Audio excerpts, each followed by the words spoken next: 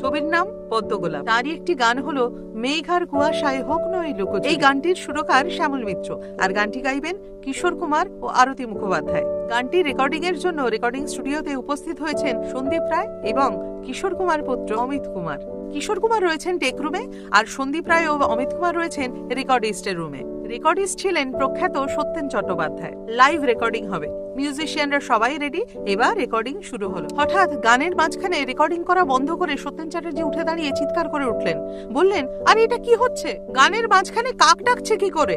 দেখা গেল যে রুমে কিশোর কুমার গান গাইছেন সেই রুমের জানলাটা গান গাইতে গাইতে গায়ক খুলে দিয়েছেন। জানলার বাইরেই প্রচুর গাছ, আর সেই গাছের ডালে বসেই কাক ডাকছে। তাই রেকর্ডিস্ট কিশোর কুমারকে জিজ্ঞাসা করলেন, তিনি জানলা কেন খুলেছেন? তাতে গায়ক কি বললেন জানে? গায়ক বললেন, বম্বেতে তো এমন স্টুডিও পাই না, স্টুডিওর জানলা খুললেই প্রকৃতিকে এমন কাছ থেকে দেখা, আমি এভাবেই রেকর্ড করব। অবশেষে কিশোর কুমারকে অনেক বুঝিয়ে জানলা বন্ধ করা হলো।